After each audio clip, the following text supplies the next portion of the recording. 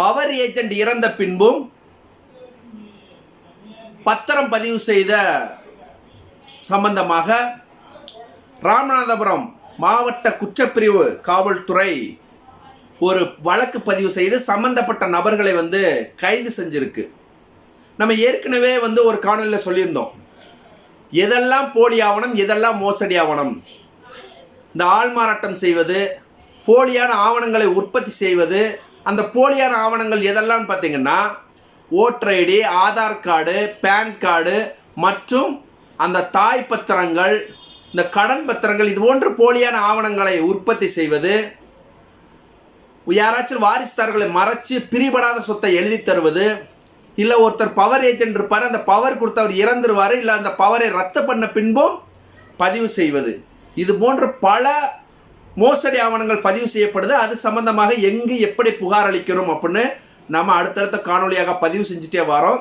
ஏற்கனவே நீங்கள் இந்த எதெல்லாம் நம்ம மோசடி ஆவணம் அப்படின்னு தெரியாத நபர்கள் முந்தைய காணொலி ஒன்று இருக்குது, அந்த காணொலியில் நீங்கள் போய் பார்த்தீங்கன்னா தெளிவாக இருக்கும் எதெல்லாம் மோசடி ஆவணம் அப்படின்னு. இந்த வழக்கானது எங்கே நடந்திருக்கு அப்படின்னா ராமநாதபுரம் மாவட்டம் கீழக்கரையில் நடுத்தருவை சேர்ந்த முகமது முனிரா அப்படிங்கிறவங்க தான் அந்த ராமநாதபுரம் மாவட்ட குற்றப்பிரிவு காவல்துறையில் ஒரு புகார் மனுவை கொடுக்குறாங்க. அந்த முகமது முனிரா அவங்க என்ன சொல்கிறாங்க அப்படின்னா, என்னுடைய பாட்டி பேர் முகமது முகைதீன் பாத்திமா. எங்கள் பாட்டிக்கு கிட்டத்தட்ட காஞ்சிரங்குடி பகுதியில் 28 சென்ட் நிலம் இருக்கு.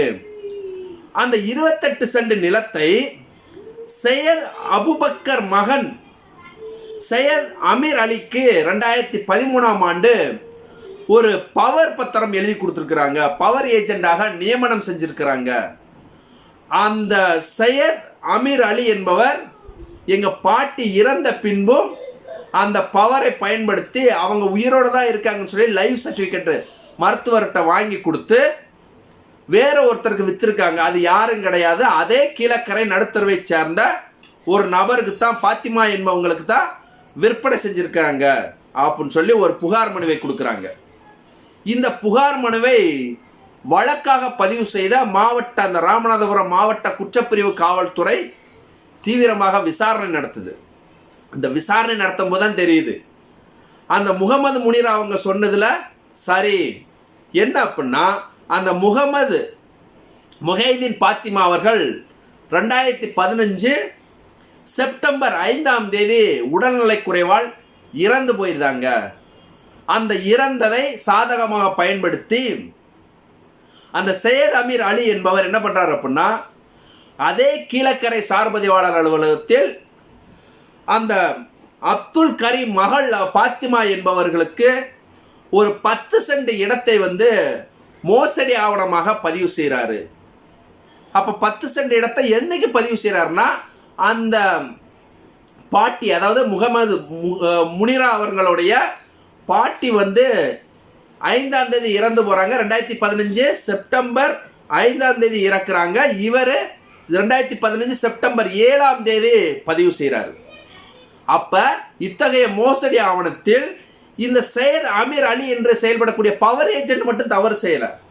இவங்க இறந்த விஷயம் எல்லாத்துக்குமே தெரியும். அந்த இடத்தை வாங்கக்கூடியவர் யார் அப்படின்னு பார்த்தீங்கன்னா பாத்திமா அவர்கள் அதே ஊரை சேர்ந்த, அதே கீழக்கரை நடுத்தருவை சேர்ந்தவர் தான். அப்போ அவருக்கு தெரிஞ்சிருக்கும் இந்த பாட்டி இறந்துட்டாங்க, அப்போ இறந்ததுக்கப்புறம் இந்த இடத்தை நம்ம வாங்கக்கூடாது அப்படின்னு. ஆனால் இந்த சையத் அமீர் அலி என்பவர் இந்த பாத்திமா அவர்களும் கூட்டு சதி செய்து நம்பிக்கை மோசடி செய்து அந்த இடத்தை போலியாக பதிவு செஞ்சுருக்காங்க. நம்ம ஏற்கனவே சொன்ன ஒரு பவர் பத்திரமானது அந்த பவர் ஏஜென்ட் ரத்து செஞ்சாலும் ரத்தாயிரும், இல்லை அப்புறம் அவங்க இறந்துட்டாங்கன்னா ஆட்டோமேட்டிக்காக அந்த பவர் பத்திரம் ரத்தாயிரும். இந்த வழக்கிலே அதே தான். அந்த பாட்டி முகமது முகைதீன் பாத்திமா அவர்கள் இறந்த பின்பு உடனடியாக அந்த பவர் பத்திரமானது ரத்தாகிரும். இதை முழுமையாக விசாரணை செய்யாமல் அந்த சார்பதிவாளர் என்ன பண்ணியிருக்காரு, இடத்த பதிவு செஞ்சு கொடுத்துருக்காரு. அவர்களை நேரடியாக பார்க்காமல் அந்த மருத்துவரும் என்ன பண்ணியிருக்காரு, இவங்களுக்கு லைவ் சர்டிஃபிகேட் கொடுத்துருக்காரு. இதெல்லாம் எவ்வளோ பெரிய மோசடி. நான் ஏற்கனவே சொன்னேன், ஒரு மோசடி ஆவணங்கள் பதிவு செய்யப்படுது, நிலங்கள் சம்பந்தம் எங்கே தவறு நடந்தாலும் அந்த அரசு அலுவலர்கள் துணை இல்லாமல் தவறு நடக்காது. அவர்கள் அந்த அரசாணைகள், சுற்றறிக்கைகள், நீதிமன்ற தீர்ப்புகள், சட்டங்களை சரியாக மதித்து அவர்கள் நடந்தாலே பல பிரச்சனைகள் தீர்க்கப்படும். பல மோசடி ஆவணங்களும், மோசடி பட்டாக்களும், மோசடி பத்திரங்களும் பதிவு செய்வது தவிர்க்கப்படும் என்பதுதான் நம்ம பல முறை சொல்றோம். அதே மாதிரி இந்த வழக்கிலையும் அந்த பவர் ஏஜென்ட் மற்றும் அந்த நிலத்தை 10 சென்ட் நிலத்தை வாங்கிய பாத்திமா அவர்கள் மீது 4 பிரிவுள்ள காவல்துறை வழக்கு பதிவு செய்யப்படுது. அது என்ன அப்படின்னா, மோசடி ஆவணங்களை உற்பத்தி செய்தல். அந்த பவர் ஏஜென்ட் என்ன பண்றாரு, லைவ் சர்டிஃபிகேட் கொடுக்குற, அது நம்பிக்கையாக ஒரு நிலத்தை ஒருத்தர் கொடுத்தவர், அவர் அந்த நம்பிக்கையை துஷ்பிரயோகம் செய்து அந்த நம்பிக்கைக்கு அப்பாற்பட்டு செயல்பட்டு நிலத்தை அபகரிக்க முயற்சி செய்தது, அந்த நம்பிக்கை துரோகம் போன்ற 4 பிரிவுகளில் வழக்கு பதிவு செய்து அவர்களை சிறையில் அடைச்சிருக்காங்க. உண்மையிலே இது போல இன்னும் பல மோசடி பத்திரங்கள், என்னெல்லாம் மோசடி பத்திரங்கள் அப்படிங்கிறத அடுத்தடுத்து காணொலியாக பதிவு செய்வோம். மீண்டும் இதுபோல் சட்டம் சார்ந்த காணொலியில் சந்திப்போம். நான் உங்கள் சதீஷ்குமார் குருசாமி. நன்றி.